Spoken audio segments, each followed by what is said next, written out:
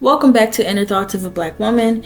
Today we're going to be talking about adultification of Black girls. We're going to talk about how it affects them in their school life, during puberty, their home life, and medically. So adultification is originally a psychological term describing children who act more mature than their peers as a result of being handed adult responsibilities from a young age.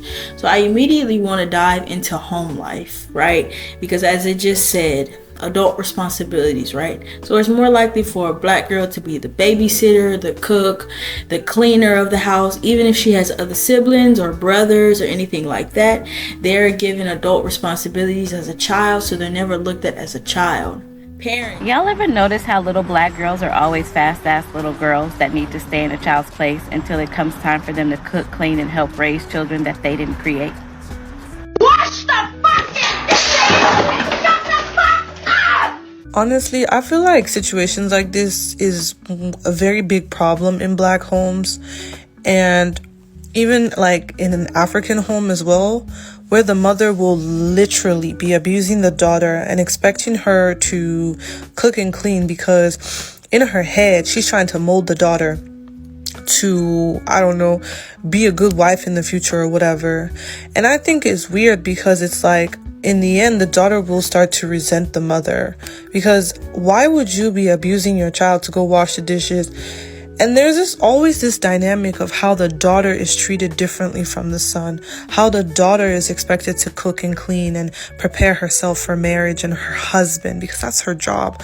But the son doesn't have to do that because he's a man at the end of the day, and a man doesn't have to know how to cook and clean. And I think that's really what's toxic about such. Children are not adults. Children are children. Let them be children. They do not need to babysit. They do not need to cook. They do not need to be the house cleaner. They do not need to have two jobs to help you pay their bills. They are a child, and a child needs to be a child, okay? That's number one. And a lot of the times, specifically for me growing up in a house, I was the only girl and I was the youngest. So I have two older brothers, right? And majority of the time for me, like, I always cooked, always cleaned.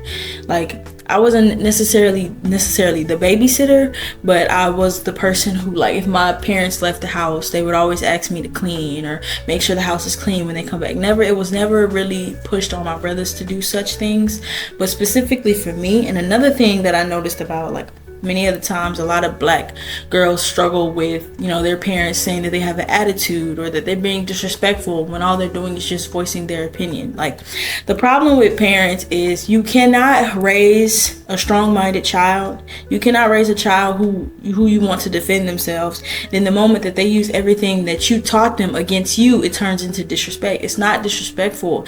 They just know right from wrong. They have their own conscience. They have their own mind. They know when something's wrong. They should be able to make their own decisions. You know what I'm saying?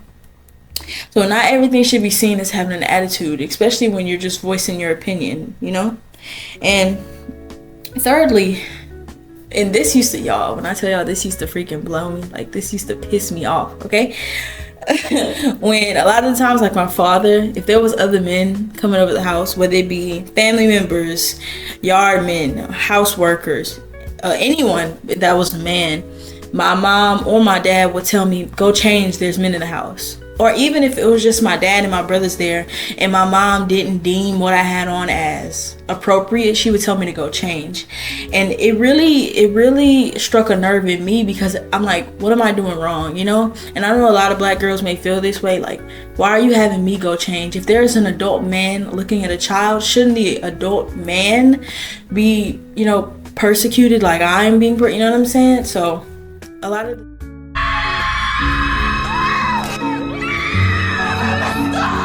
let's dive into adultification of Black girls during school, because, man, when I tell you, like, it's more likely for a Black girl to, get detention, get suspended, get expelled, or it's more likely for a Black girl to get dress coded than their white counterparts. School dress codes are one of the most problematic things for students in school, especially students of color, because students of color will get picked on about their body shape, their clothes being too tight, their hair even. Yesterday I was talking about this student, Daryl George, who hasn't been to school for months now because of his hair. His hair that does not distract anyone, that school should not even be concerned about. And there are people that say maybe he should just cut his hair. No, his hair is part of his culture and identity. A student should not have to cut their hair, especially if it does not impede anybody else's education. And dress code for little girls. Dress codes sexualize little girls as young as elementary school. Talking about your pants, your shirt is too tight.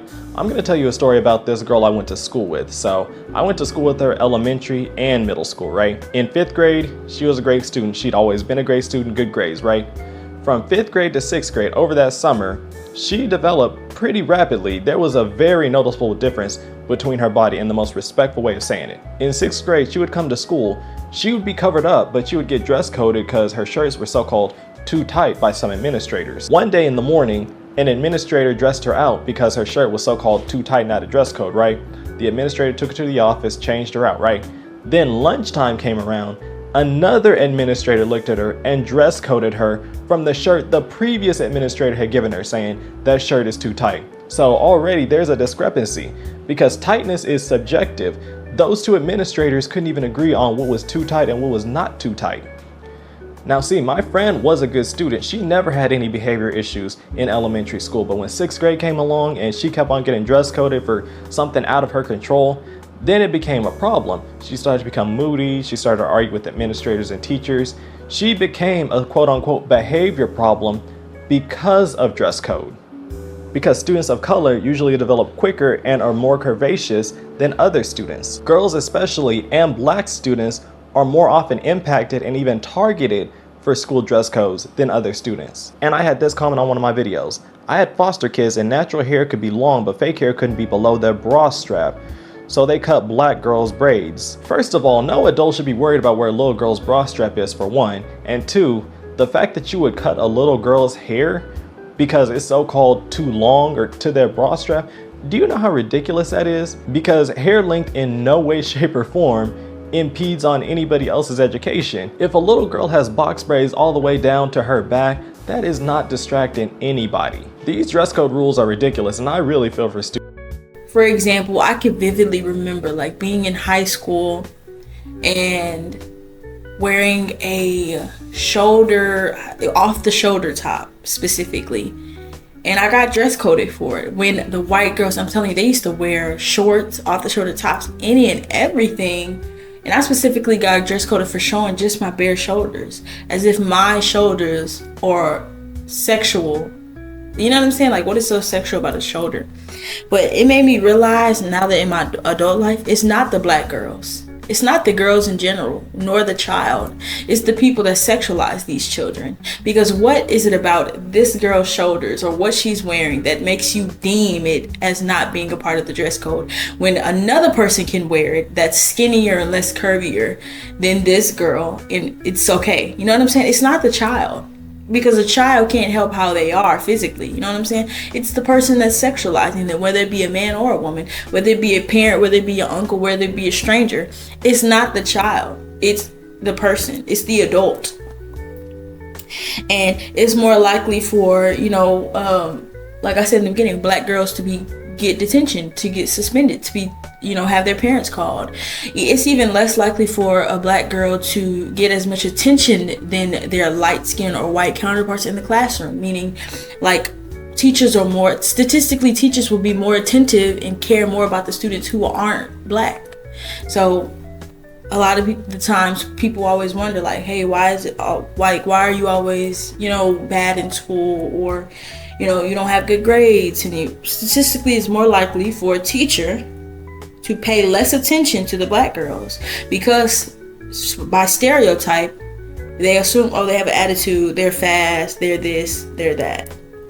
Okay, this makes me want to dive straight into the puberty topic because it's more likely for black and brown girls to reach puberty before their white counterparts. It's more likely for their physique to change. It's more likely for them to start their menstrual cycle first. It's more likely for them to be seen as an adult by the age of 12 or 13, right? And a lot of the times people are saying like, how is that? Why is it so different amongst our black and brown girls, specifically black girls, than our white counterparts? Because it's by design. Systemically, black girls live in more poverty, in much more impoverished neighborhoods.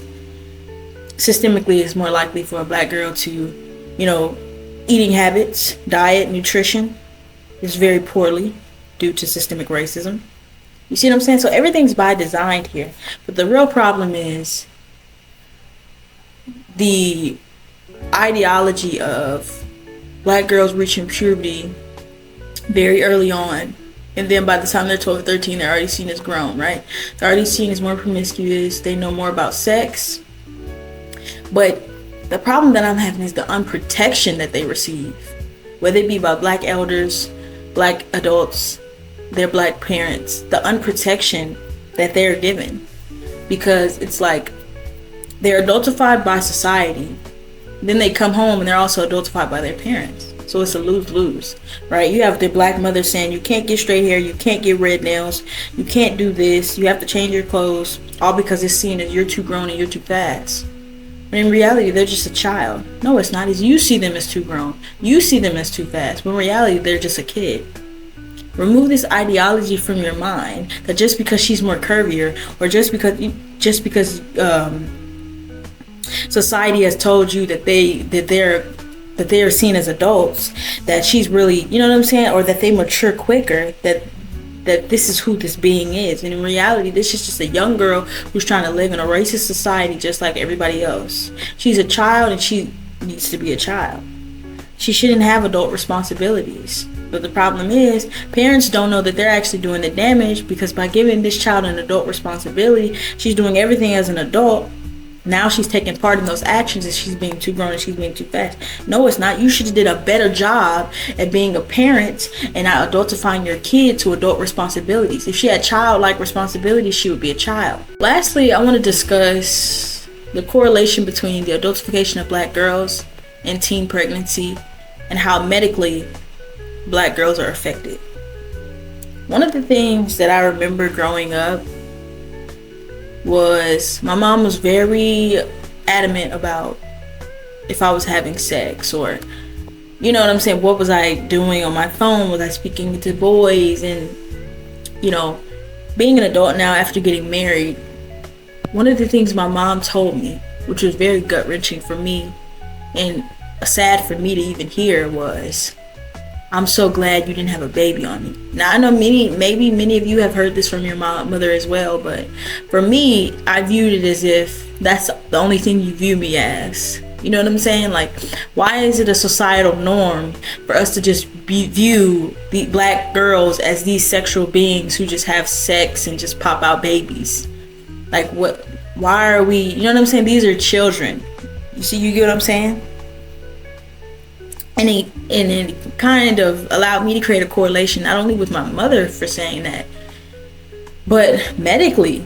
This is how the medical field views black girls as well, because I can vividly remember missing my menstrual cycle for 3 months, right?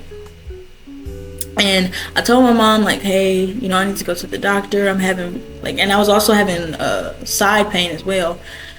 I told my mom, like, hey, I haven't had my period in 3 months. I don't know what's happening. So we go to the doctor, right?